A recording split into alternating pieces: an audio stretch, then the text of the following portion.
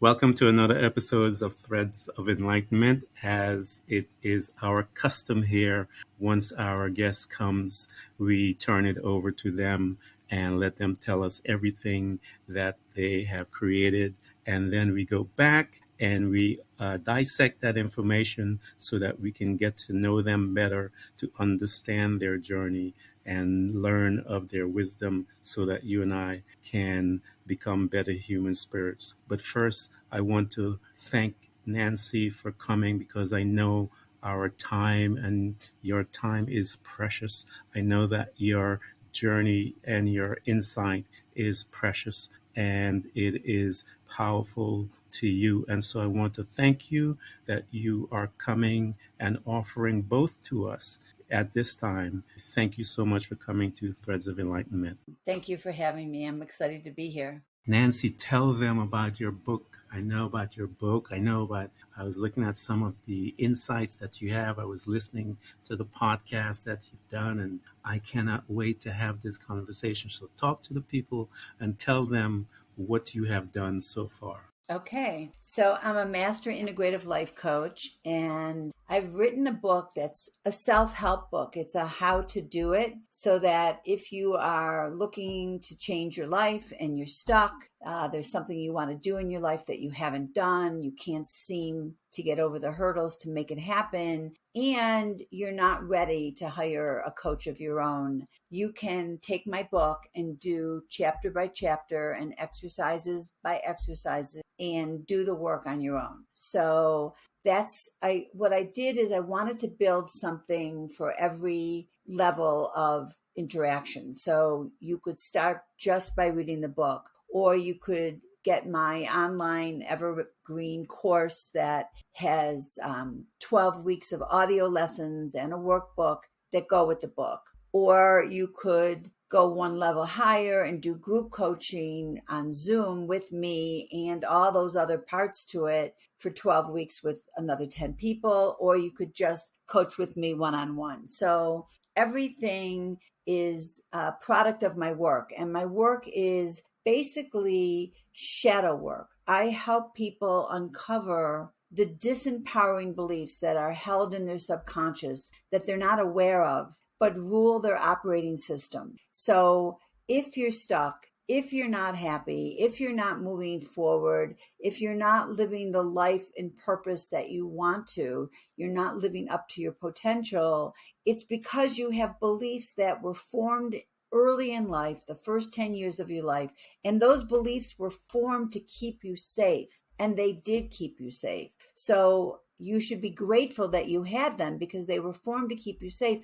But as an adult, they just keep you playing small. And that's the beauty of the work, is that you may want a different life. I say I want to do X, but what I'm experiencing is Y, and you don't understand why you're not getting what you want. It's because of what's in your subconscious that's holding you back. And that's what my work is about. I'm so glad that you're here because everything that you talked about just now is my belief system.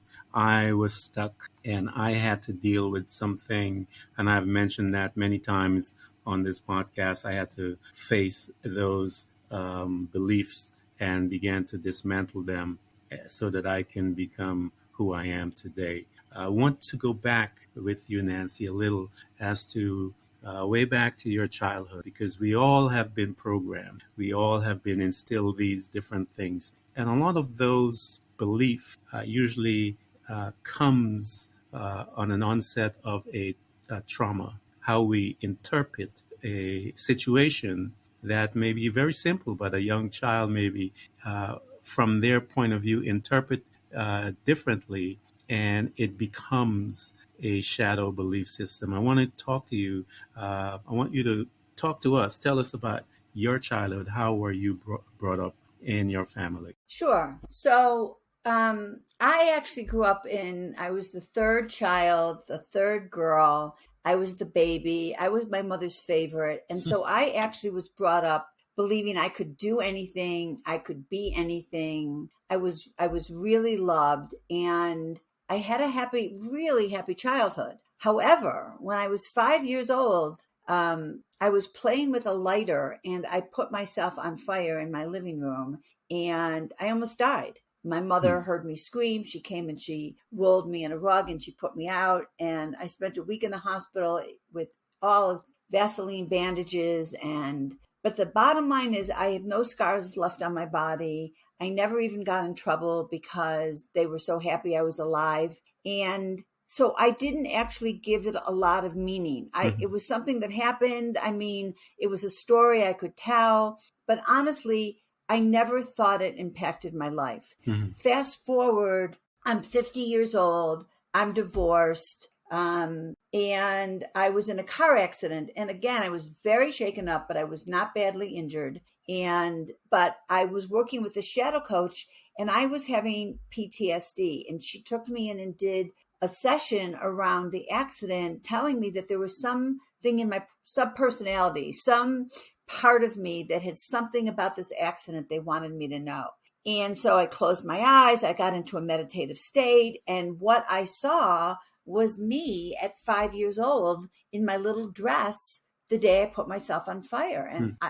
I was like shocked, literally like blown away. And she said, "What does this little girl want you to know?" And I waited for something to come up, and she wanted me to know that I wasn't safe alone. Hmm. Now, for a 5 year old that puts herself on fire, that's a true belief. Yeah. I wasn't safe alone. That belief was made to keep me safe. And so it did. And the underlying commitment, which is the strategy that you use to keep your beliefs alive, it's a commitment, it's a promise that you make to yourself, Hmm. was to never be alone. Yeah. So that worked for me. I had a million friends. Hmm. I'm a serial long-term relationship person. You know, I was married 26 years. I was then with somebody for 6 years. I'm with somebody now for 5 years. I have been in a relationship with a man since I was 13 years old. Wow. And I just thought, well, I'm a relationship person, but I didn't really realize that this inner child wasn't safe unless she was in a relationship. Wow. And that cost me a lot as an adult because once I got divorced, I could have been so much happier with my life, but I was so other referenced. I lived my life through the eyes of how my husband saw me. Hmm. So when he no longer wanted me, I no longer wanted me. Wow. I lost all my confidence. And I was the victim in my story for a very long time. And so that was the awakening that I needed. That was really, I thought I was so happy and so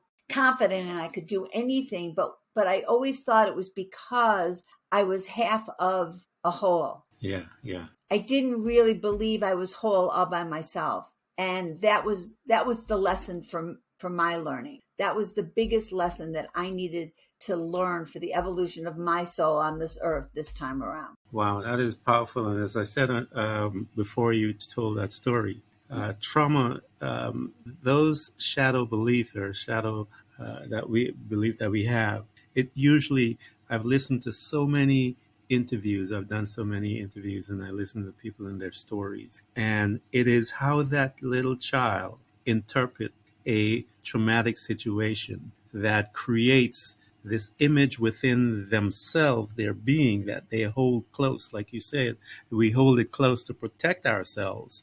And it does protect us, as you stated. And until that day, because I remember my day, my until was when I was walking on campus and a memory of something that happened to me when I was a child came flooding in, like, just like a tsunami just hit me with all this impactful emotional stuff, and I had to run and hide because, of course, us men, we don't want to be seen crying or whatever. So I'm trying to sort Right. this out in a corner somewhere on campus as to what's going on and what's happening with me with this emotion that I had suppressed.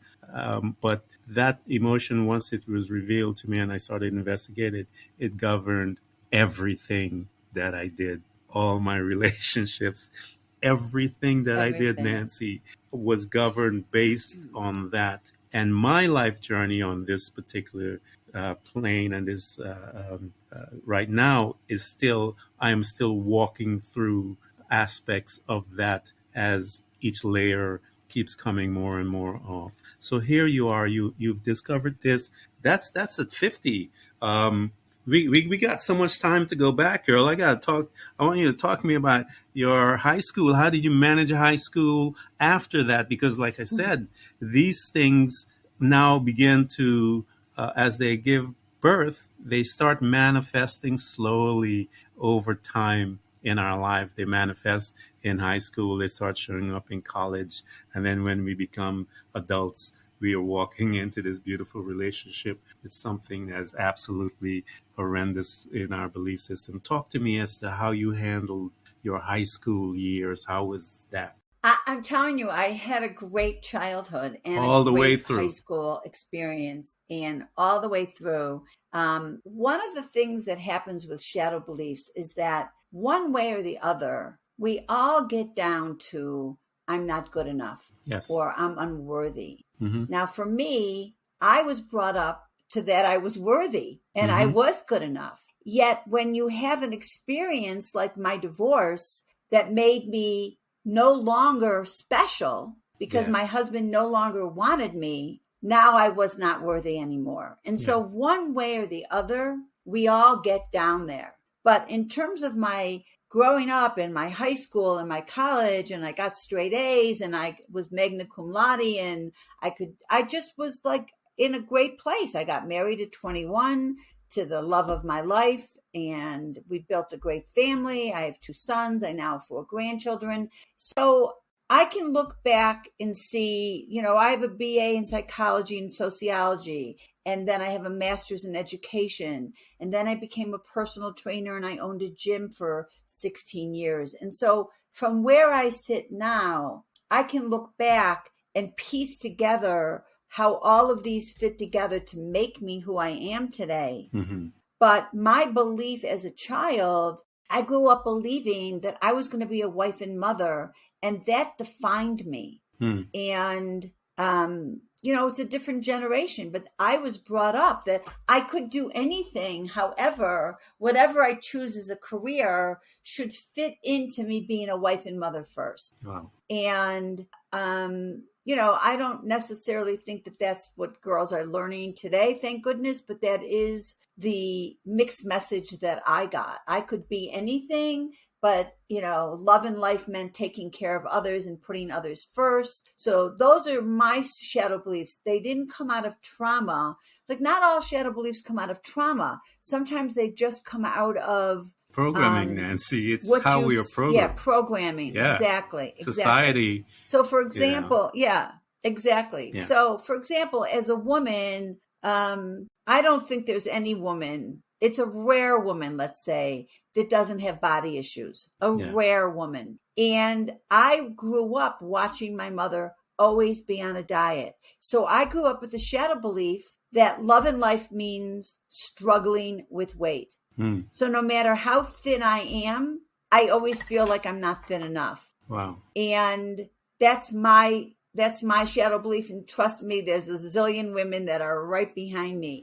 And so you have to go back to your programming to really understand why you think the way you do. Yeah. I can give you examples of why I became a people pleaser and why I thought that I needed to put my husband and my family and everyone's needs in front of mine. And that's what made, being selfless at the time was how I grew up, that's what being a good girl meant. Talk to them, Nancy. So I can about right there, because as you mentioned, there's a lot of women right there where with that mindset that you had, that you were programmed. There's a lot of women in that place, and that place. I am a man, so I can only state that it could be a dark place. Talk to me about right there. Okay, right there. All right. Well, so how I got the shadow belief that love and life means putting everyone first. I'll start there, but then I will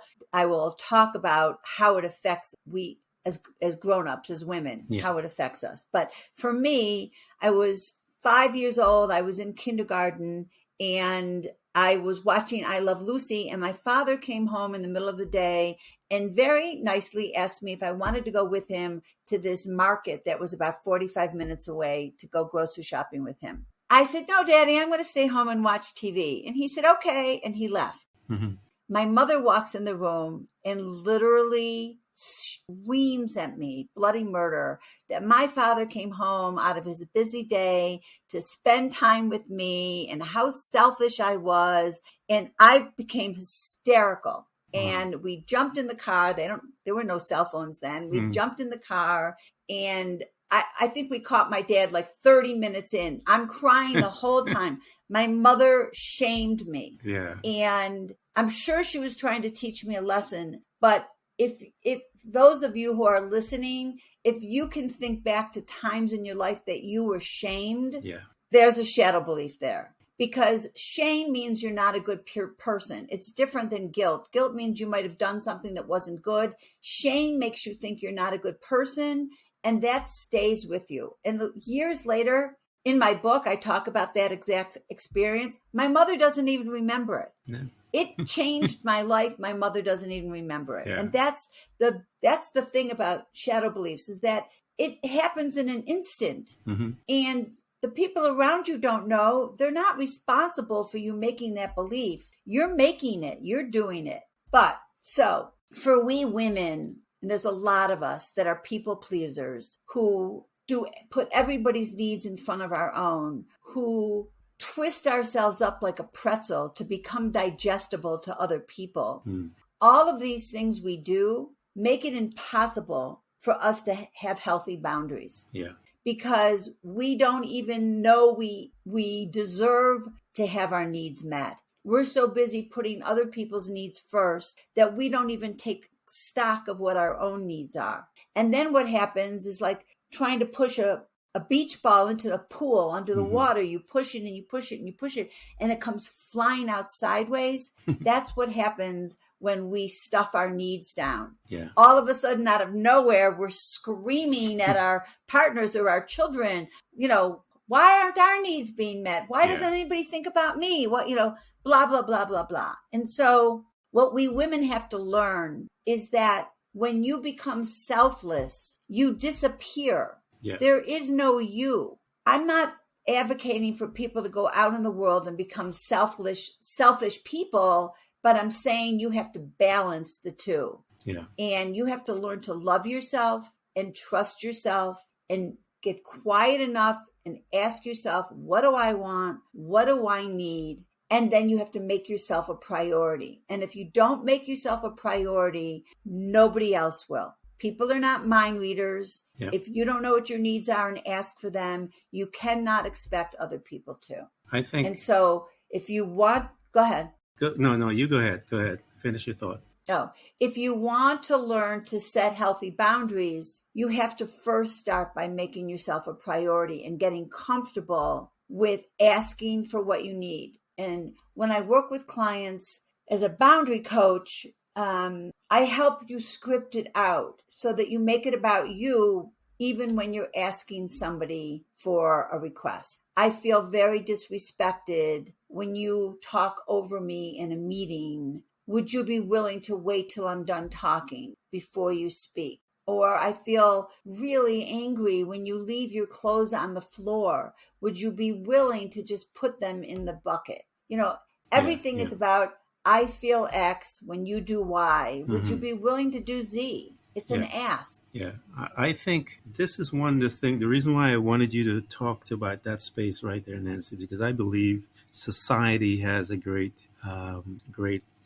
amount of influence on us as a couple, especially the woman with her role as this do it all, get it all, whatever. The principle is this: to love your neighbor as you love yourself. And I believe that's the correct way to live life, because that woman that is doing all of that, she becomes empty and she has nothing to give. You'll come home and you'll see her sitting on the couch, totally gone, wiped out, because she's given everything. Right. And then after everyone comes in, she still has to get up and give more. And I think if we allow her, and this now have to be with a mature man to be able to do that, to guide it, the home that way, to allow his wife the space to, because if she is if she is whole, your house is whole, man. And I think society is teaching us wrong.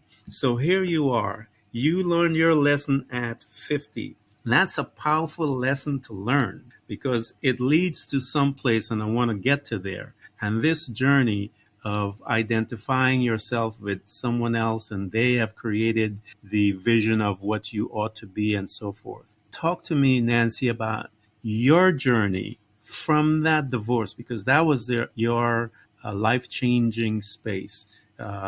That I want to come back a little and pick up about you to see how did you manage this divorce with that belief system that you talked about of identifying yourself with there. That's how did you find yourself out? How did you start learning to love Nancy? Find out what makes Nancy excited? All of those things. Talk to us about that. Well, I have to say it was a long journey. I don't want you to think for a second that I just, Oh, none of it is pulled it out none of it and is was able short. to do Nancy. it. Yeah. None of it. Yeah, I stayed a victim a very long time. Not that I wasn't dating and trying to like fix that picture, but here's what happened. When my husband no longer wanted me, then I no longer wanted me. And it didn't matter how many men I dated who told me I was extraordinary and I was beautiful and I was sexy and smart and all those things. It never got inside because I only was concerned with how my ex had seen me. Mm-hmm.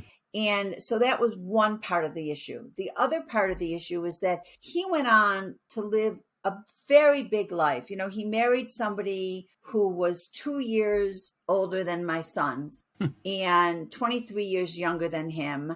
And I could be a lot of things, but I couldn't be that. And I couldn't really, I couldn't stop looking at their life. Like I stopped working. I owned a gym. I stopped working because he was just traveling all around the world with this new wife of his. And I was saying, well, if I was still married, that's what I would be doing. And so I lived smaller and smaller and was judging my life through his life. Yeah.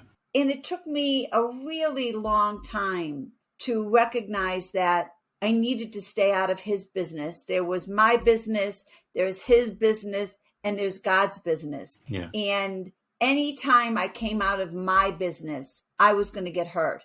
Like I needed to learn to stay on my side of the road. And that took a long time.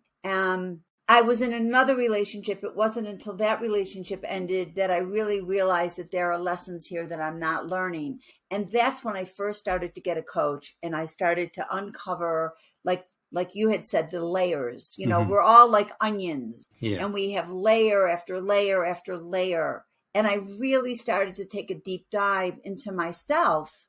And through, I actually had a coach for a year before I started my own becoming a coach, which was another year long. Yeah. And then I got to a point where I have many, many certifications and I started to become a mentor in the same organizations and helping other coaches become coaches. And every time you do that, you're still in the conversation over and over again. And so you're forever uncovering and uncovering and uncovering. And my advice to people is to learn to stay in integrity with what you tell yourself you're going to do. Yeah.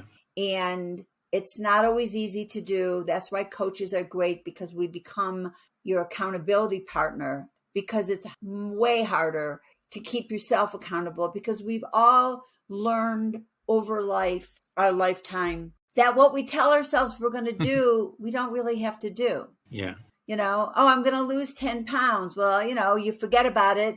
Maybe you lose 2 pounds and then you lose your steam. You forget about it. I'm going to meditate every day. I'm going to exercise every day. We're so used to making promises and not keeping them. Yeah.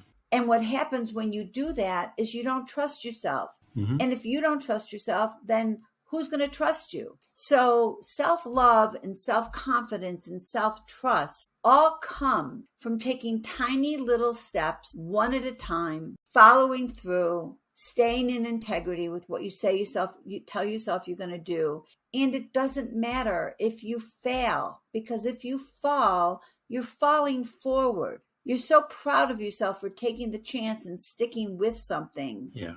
That whether you win or lose, that's what's supposed to be happening. There are lessons. Yeah. There's stepping stones. And if you are so afraid of failing that you don't even try, you've already failed. Mm-hmm. You know, if you're afraid that you're going to feel shame or stupid for not trying and you don't try, well, aren't you already ashamed? Yeah. Don't you already feel stupid? So it's a journey back to self. It's all inner work.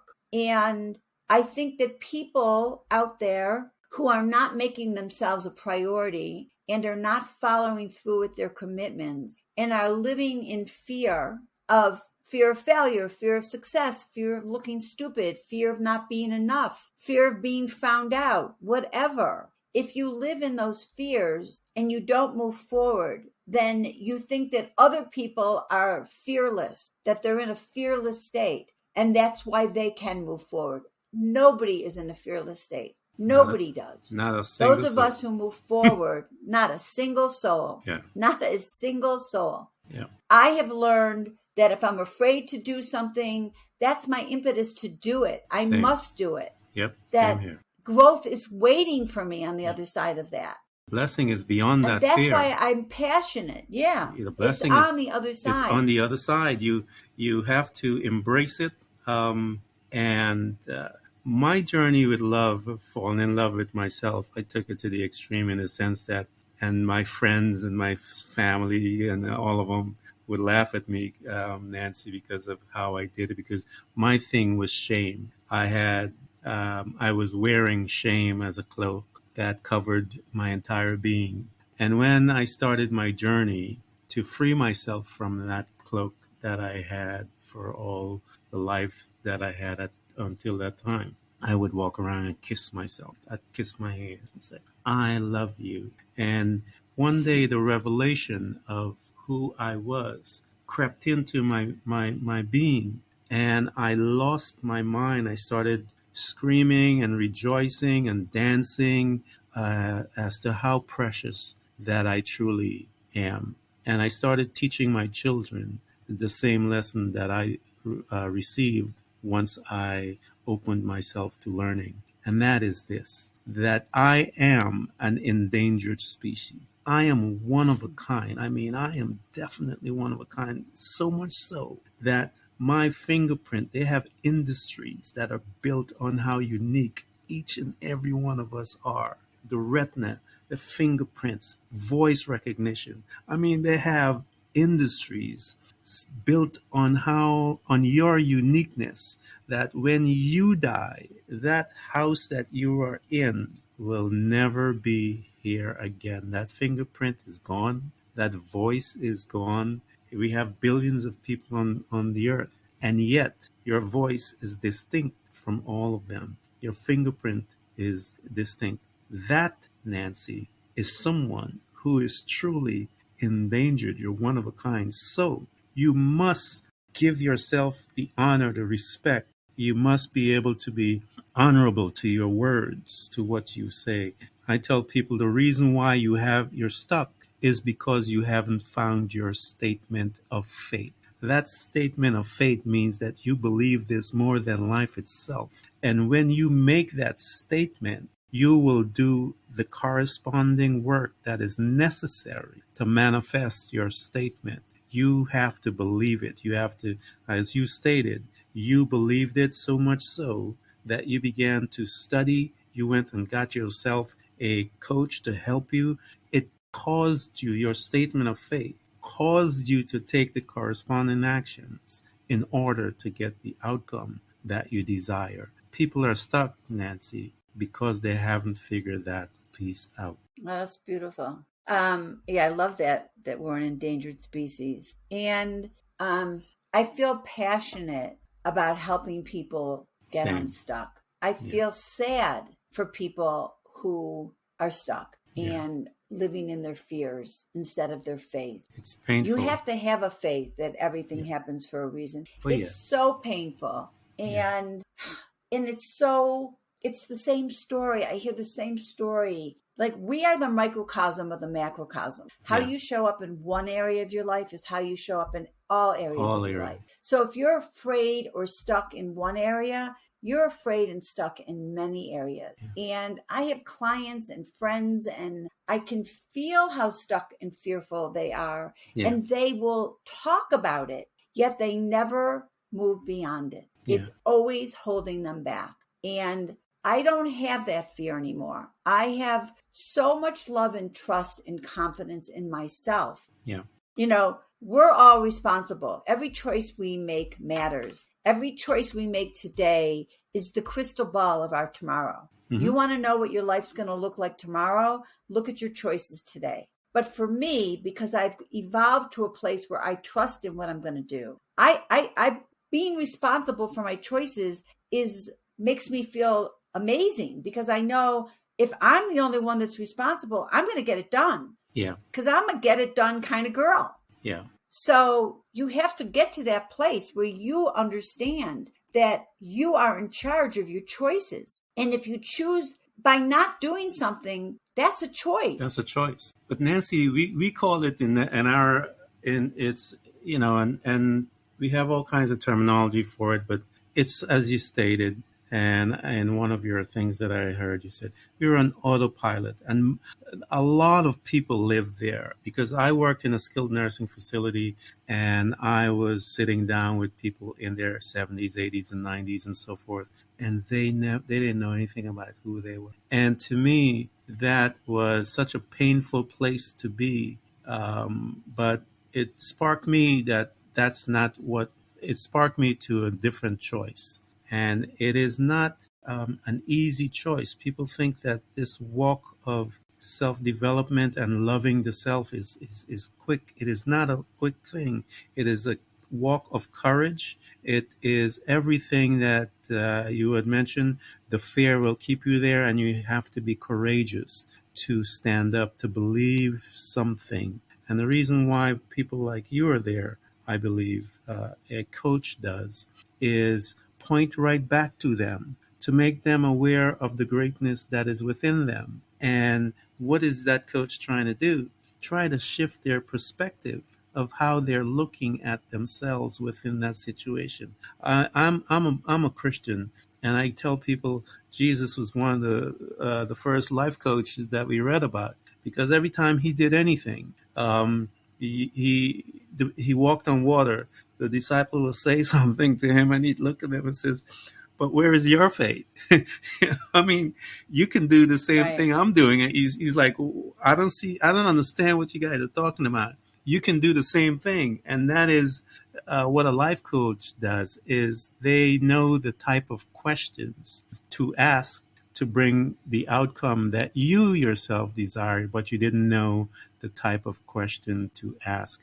I look at your stuff, Nancy, and I read of all the things that you have gotten your accreditation in, and it would take me about an hour just to read all of those things. And so I know that type personality is someone who hungers for knowledge so that you can be an effective at what you do. Talk to me, Nancy, as to that day when you had, and I know it's most of it is continually because there are layers there, but talk to me about that day when it happened to you and you realized that, wait a minute, I don't have to be on autopilot. I can live a life now of choices. And that's the difference between when someone begins, I say that awakening that takes place, that you now began to be powerful. You take ownership of your journey. You take ownership of your life. Do you remember that day, Nancy, when you said, I this is what I need to do? Yeah, I can't say that there was a specific aha moment. I Mm-hmm. can say that in all of my coaching certifications, I became more and more and more trusting in the universe, Mm-hmm.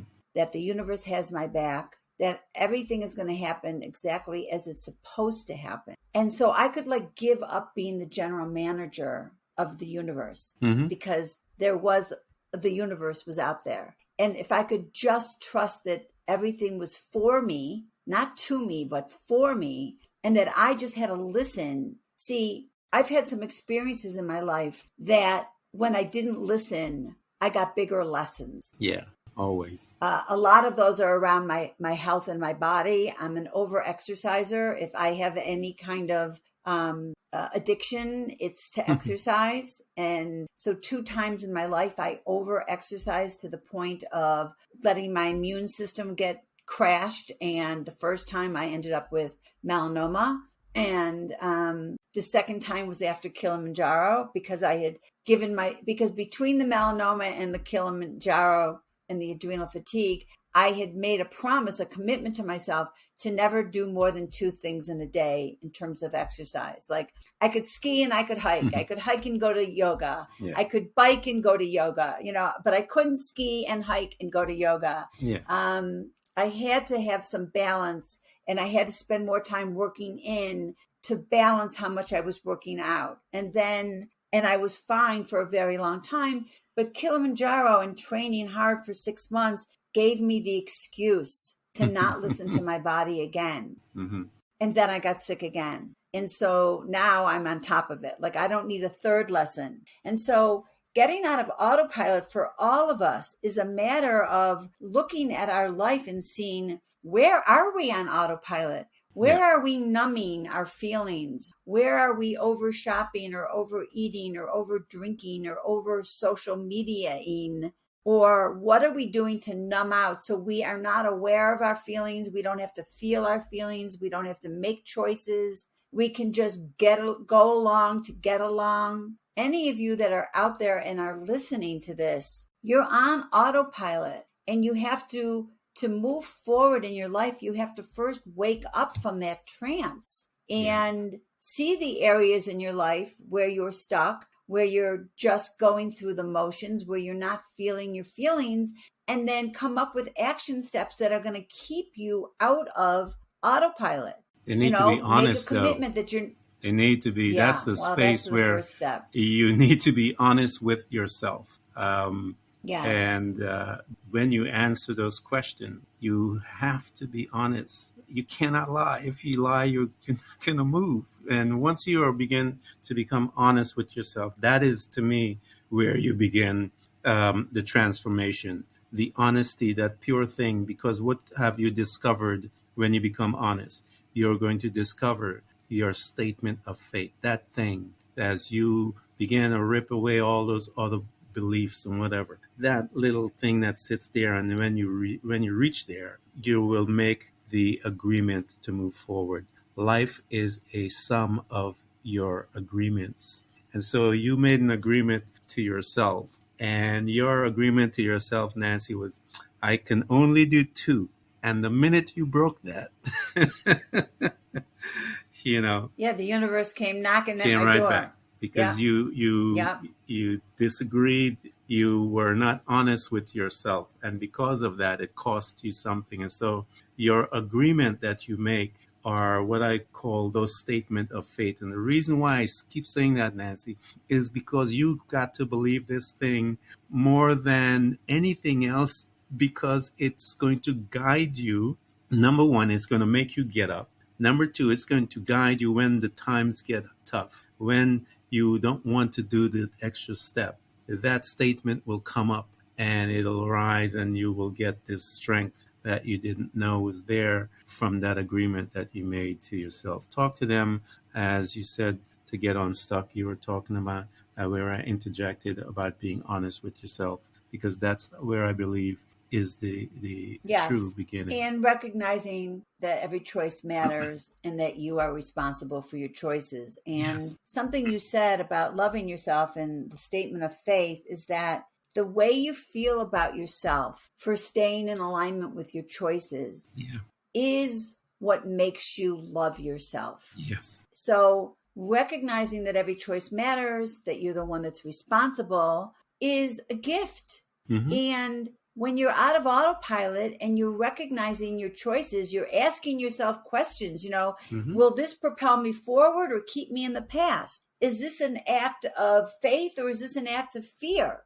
Yeah. Ask yourself some of these questions. Am I doing this for myself or am I doing this to please another? All of these questions are questions to pop you out of autopilot and help you recognize that you can move forward, and all you have to do is step out of your comfort zone and take that first small step and teach yourself over and over and over again by chunking everything down to little bite-sized steps that you can do hard stuff and you can move forward. All of that is on you. And instead of seeing it as a bad thing, see it as a good thing. Instead of thinking the victim mode that all these things are happening to you and I'm not big enough, I'm not strong enough, I'm too old, I don't have the money, I don't have the intelligence, I don't have the I don't have the tools, I don't know this stuff. Get out there and do it step by step, little by little. And if you don't know how to do something, find out who does. A lot of times it's not the how, it's the who. Who can I get to teach me this? Who can I Yeah. get to support me? Who can I get to help me do this thing I want to do? Until you learn that, nobody can do it all. So for me, that's why I love coaching, and I get coaches. If I want to learn something new, I hire somebody to help me do it so I can, cut down on how long it's going to take me to do something and know that I'm going to learn the best way, the quickest way, and get the most support I can get. That's coaching's the same way. Nobody gets to the Olympics without a coach. If there's something out there you want to do, either hire somebody or get an accountability partner, get a friend, get somebody. I don't usually recommend a partner because then you end up fighting with each other. Like, don't tell me what I can eat or what I can do. You like, don't throw that back in my face. But a friend, Yeah. you'll take it from, I so love you can that. always get a friend to support you Yeah. and say what you want out loud, put it on paper, make it real. Let that be a map for where you're going and not just something that's in your head. Tell somebody about it. It becomes more real. Write it down. It becomes more real. Those are things that you can do to help you get out of autopilot and actually get off the couch and move forward. And I know I've said this before, not on this podcast, but other podcasts, because I heard it a few months ago and I love it. The last person in the race still beats the person on the couch. Wow, that's profound in its way. Those guys, everyone that is Yep. listening to this conversation, you can't afford a coach. I got one for you. Her name is Nancy, and she wrote this book called Bigger, Better, and Braver. Buy that book.